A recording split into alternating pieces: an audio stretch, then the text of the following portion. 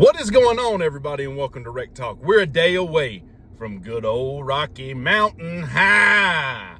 Boy, I'm giddy.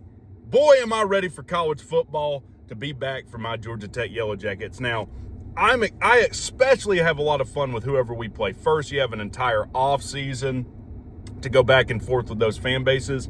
And for the most part, that's pleasant. Like thinking back to Louisville, and they ended up winning that game.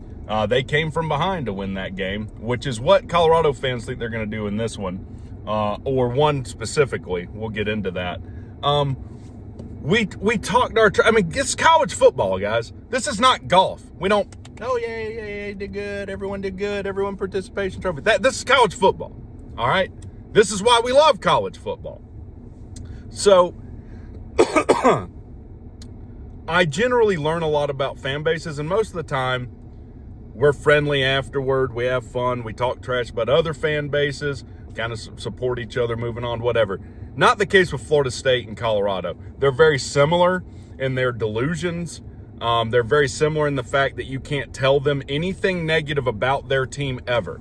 The nice thing is I have a pretty good track record at being right about how awful some teams are going to be. I told North Carolina Jeff Collins would retire.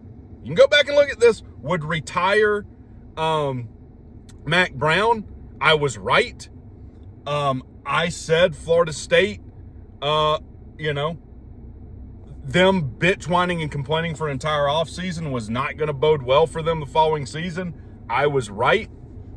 And I'm right about Colorado. Buffalo News Weekly. Someone sent me this while I was doing a member stream last night. And these are guys, they do, a YouTube channel for Colorado. They're guys that are fence riders. They're never going to give a strong opinion about anything like, oh, what if they win? But hey, what if we win? But they called out your boy Rec. And let me tell you guys something. Especially on week 1, you can ask the Florida State fan, if you want to tussle with old Rec on the internet, you'll come in on your feet, but you're going to go out on your back every time. Now, these guys say I'm crazy.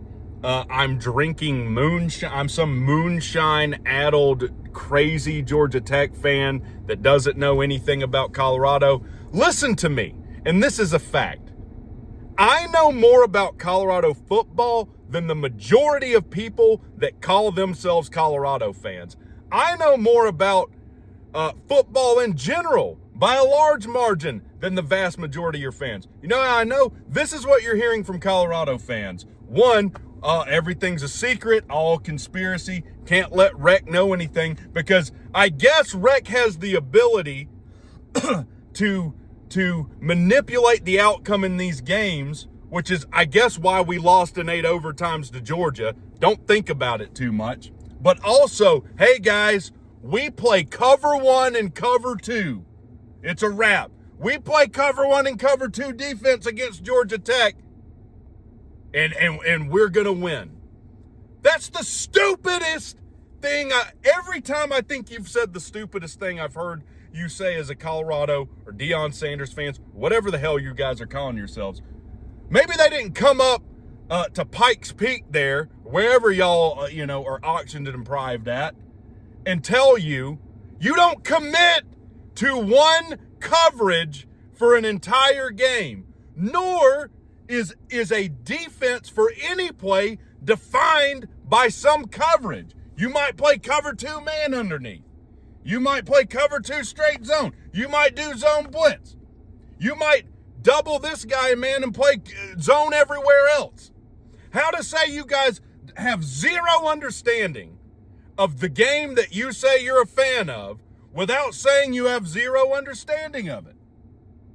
The biggest indictment for these guys, before we get into that, I'm crazy. I'm sure they have very measured, reasonable stances on their own team, right? This guy has a video on Caden Salter in which he says he's the most electrifying quarterback in college football. Caden Salter, most electrifying quarterback in college football. Then he posts this thing, oh, Haynes King coverage stats not looking so good. Look, Haynes King stats not looking so good. One, he was hurt half the season last year. If you have to dig into, when someone plays what we think is some certain coverage, we haven't, what you're telling people is you're about to get ran. All right? I'll tell you exactly why these guys know they're about to take the ass beating of a lifetime. His co-host, all right, who looks like some homeless guy I passed on the 285 underpass on the way to work today, he said, oh, yeah, Rec, if we win this game, I'm getting in his live chat and I'm talking shit. He didn't say shit. I don't think they cuss. Listen to me, buddy. You don't get to pull receipts if you didn't ever buy nothing to begin with, okay? I don't know what's softer, your fandom or your brain, okay? That any of you guys would say any Georgia Tech fan is off base or out of their mind with the things that you guys say. Here's another thing they're saying. Oh, we got this kid, Omarion, whatever. And next, Travis Hunter. They think like in the Colorado fans' mind, they've just got a barn full of Travis Hunters out there. By the way, your Heisman trophy, congratulations to you. You had him win the Heisman. According to them, their next Heisman Trophy winner, altitude. Altitude. No one's ever considered the altitude.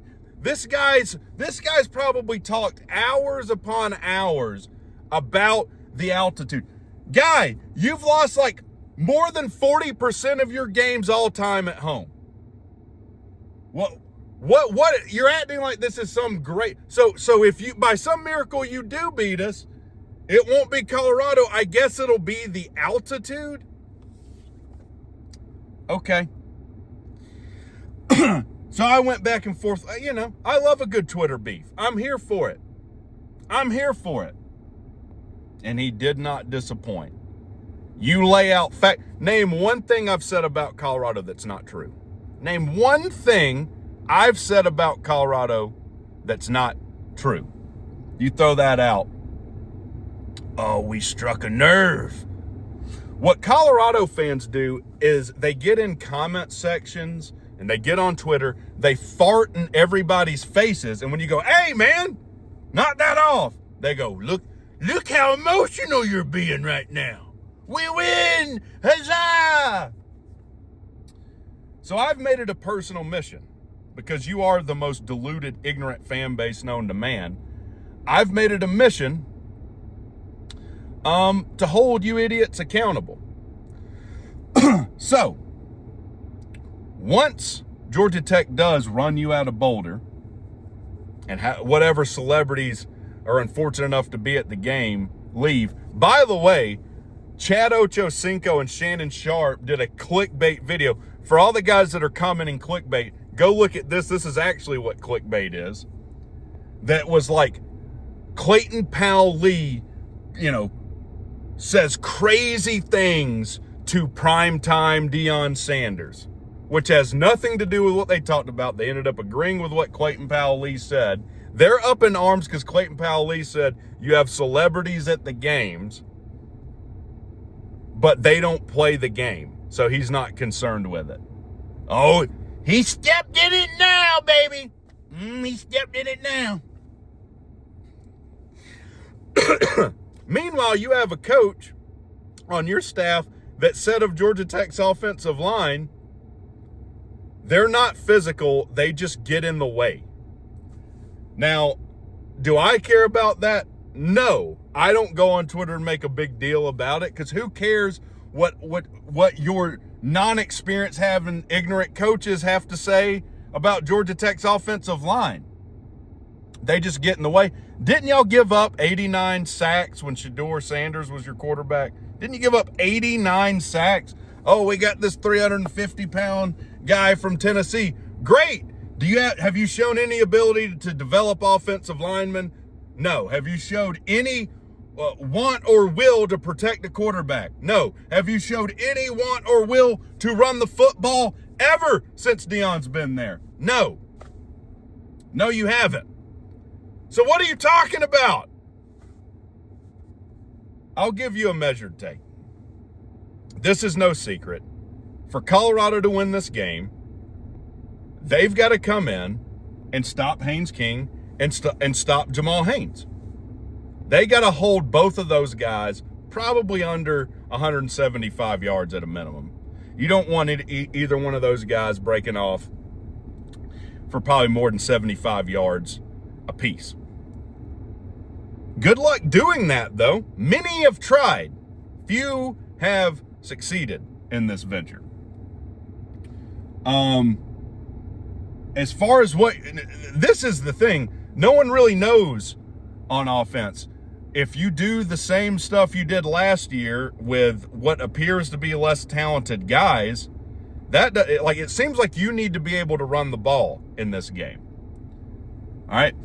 You are an underdog in this game. I think the quickest way to victory for Colorado, or the most probable way, would be for you to control some clock and run the ball and give quarterbacks that haven't played at Colorado some time to settle in and not have to force a bunch of throws. Are you going to go from the worst rushing attack in college football with your starter purported to be out, your starting running back from Ohio State purported to not be available? We'll see. You know how injury reports go. Are you going to go from the worst rushing attack to one that can win you games? No! No, you're not! So the closer we get to this game, the more confident I am in it. Now y'all can type whatever you're going to type. That's fine. We'll do a show. I'll try and do a show tonight. I'm going on College Football Mafia. I've already had some back and forth with a guy that I'm going to be previewing the game with. And I let them know I'm not coming in here to be friendly. I'm not running for anything, so I don't have to pretend to like people when I don't. That's the great thing about not being a politician. So come out to College Football Mafia tonight. That'll be at 8:30. And then I'll probably go live and we'll have some fun after I get off that show. And then tomorrow we're live streaming the game. Me, C-Dog, B-Dog will be there. We'll be in the new, yet to be revealed Rec Talk War Room while we watch the Buffaloes get humbled there. So y'all have a good one.